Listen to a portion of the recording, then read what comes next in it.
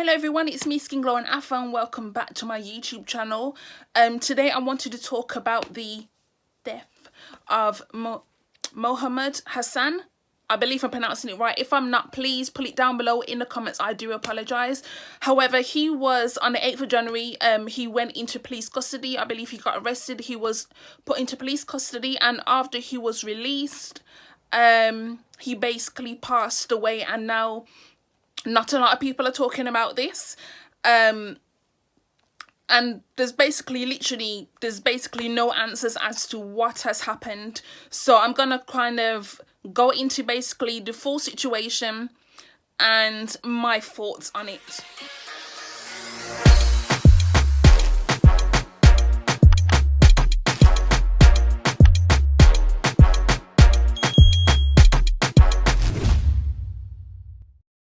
So the details, what I know so far, this happened in Cardiff, which is in Wales. Basically, he was arrested at his home in Cardiff, which was on a Friday evening, on suspicion of breach of the peace, basically. He arrived at the police station just after 10 p.m. but was released without charge the following morning. Officers said that he left custody at around 8:30 a.m. And this is what I'm reading from the Guardian newspaper, their article online. It's basically come out recently. He died a month ago. It's come out recently that 52 police officers were, his family basically said that when he went back home, he had bruises on his body. And now for this to come out that 52 police officers were in contact with him, that is ridiculous. Why do you need 52 police officers for one young 20-year-old man?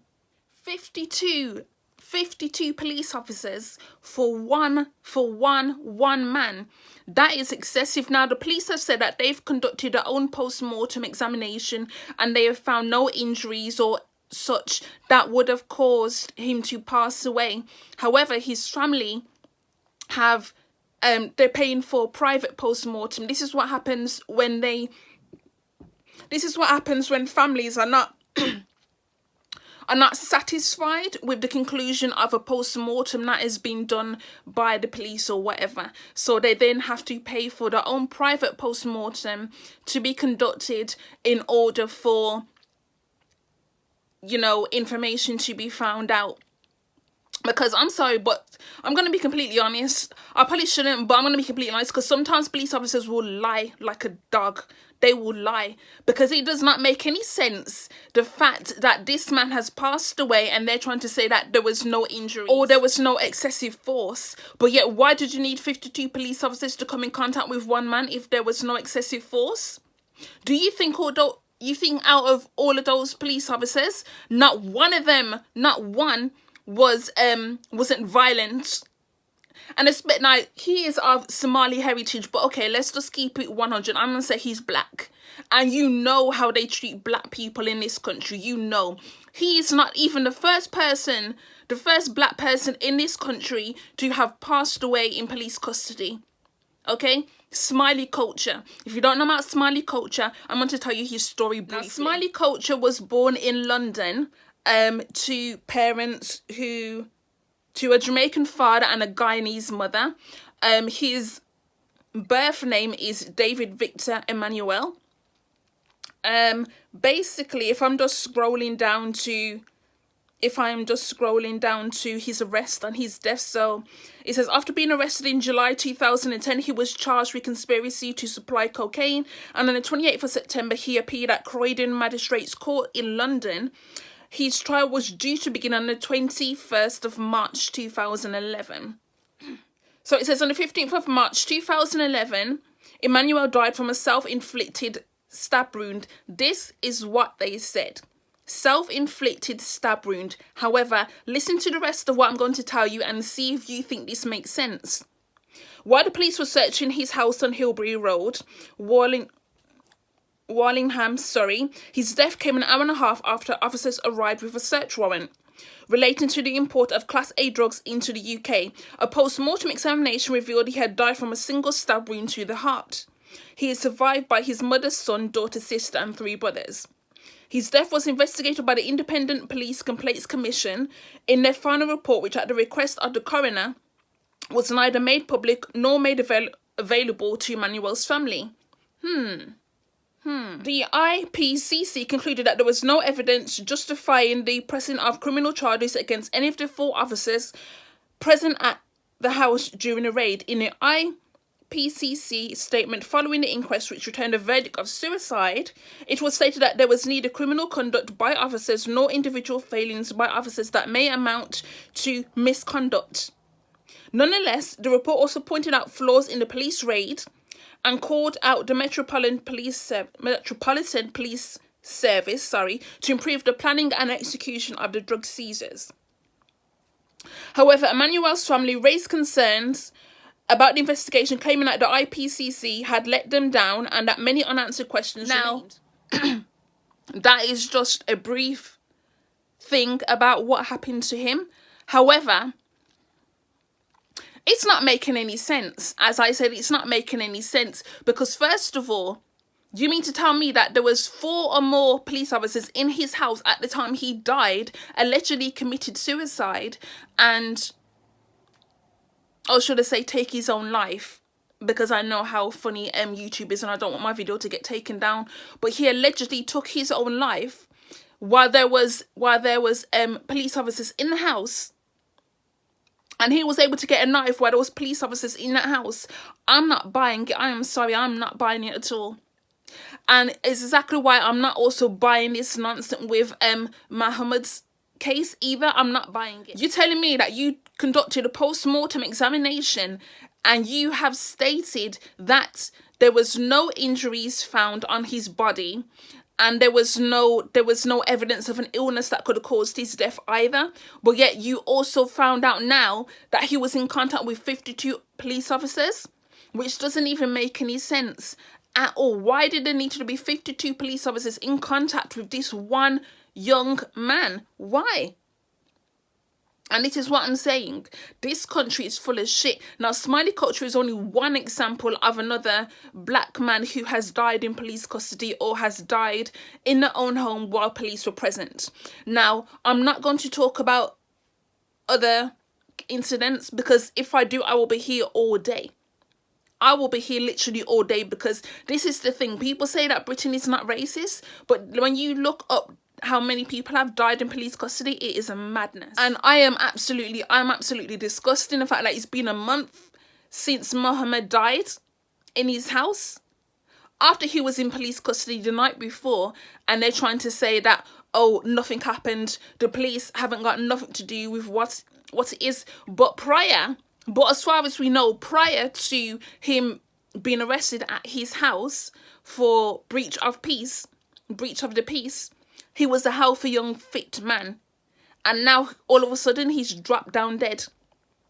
I am not buying it. I am sorry. The police always covering up their incidents whenever it's in relation to black people and other ethnic minorities, but specifically with black people, they are always covering up their crimes. They're always covering up what they are doing.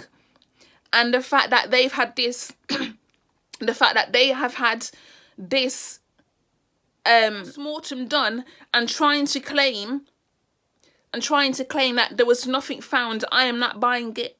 I am not buying it at all. The family wants answers. His family and friends wants answers, and they deserve those answers. And see, this is what I'm saying. This is about Britain as a whole, how they treat black people.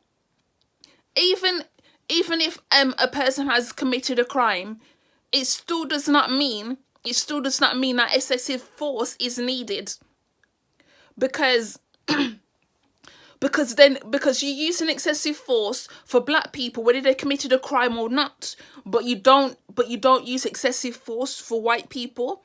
Make it make sense. So you're trying to claim that the police force is not racist, but yet we see how you treat white people. And it's very different to how you treat black people. You treat black people as if we shit on your shoes. But you don't do the same with white people. You treat white people with respect. You treat them with dignity. You treat them as if they're more than just their bodies. You treat them as if they're human beings. And I wish you would treat black people the same, but you refuse to, because the police force as an institution is racist, and it will always be racist. And Mohamud Hassan is not the first person to have come across racist police officers. He's not, and he won't be the last. And I don't know what's going to happen in the future, because it's scary, because you're raising black sons and you don't know if they're going to come home at night, or you're in a relationship with a black man and you don't know if he's going to come home at night time. And it's so scary. And like, that poor family has lost their son, and the police are lying to them. Literally, the police are lying to them, lying through their teeth, and saying that they never did anything wrong, and they know they did something wrong. They know they did. And the absolute audacity of them to try and cover it up, as if we are dumb, as if we are stupid. There is answers that have not been answered. And I'm like, what will it take to get them to admit the truth? What will it take? I will keep saying it. It literally says it in the Guardian article on Mohamud Hassan. They literally said it has been alleged that he suffered a number of injuries during his time in custody, and then he passed away the next day. And yet the police are still saying that there is no signs of excessive force and no signs of misconduct.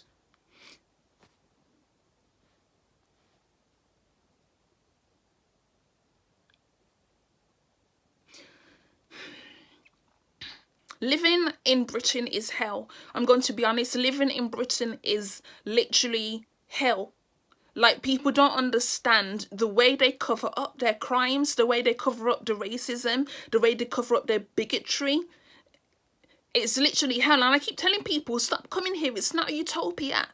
It's not the utopia that you think it is. British people, you know, the things that British people care about the most is capitalism and racism. They keep them going as if it puts oxygen into their lungs. I kid you not. That is how this Britain goes around from, like, colonialism. That's how they got their wealth, and they don't want to redistribute this wealth back to the colonial countries that they stole from, or that they worked to the bone. Talking specifically, you know, African countries, Caribbean countries that they bled dry, which are now suffering the legacies of white supremacy. Oh, it's so fantastic. And now it said, okay, so slavery is over, so now the new form of slavery is putting people into prison who don't need to be in prison. And also, while people are arrested, they want to brutalize people because they feel as if they owe our bodies. They feel as if they own our bodies. And that level of aggression and that poor boy had to deal with is absolutely ridiculous. And something needs to be done. Something needs to change. Now, some people have been talking about abolishing the police in America, and I also believe they should abolish the police force here in the UK, because at this point in time, with how they keep treating black people, this shit is ridiculous. It's not going to change racism. It's not going anywhere. White supremacy is not going anywhere. Colonialism, that scar that it's leaving on those islands and those African countries, it's not gone anywhere. We need proper change. Otherwise, we're going to keep seeing more cases like Mohamud Hassan and and smiley culture, and it keeps going on and on and on and on. Anyway, I'm going to wrap this video up here because I don't want it to go on for too long. However, I just wanted to get the facts out there because I've been meaning to do this video all this week and my mind has not been there. I just literally couldn't.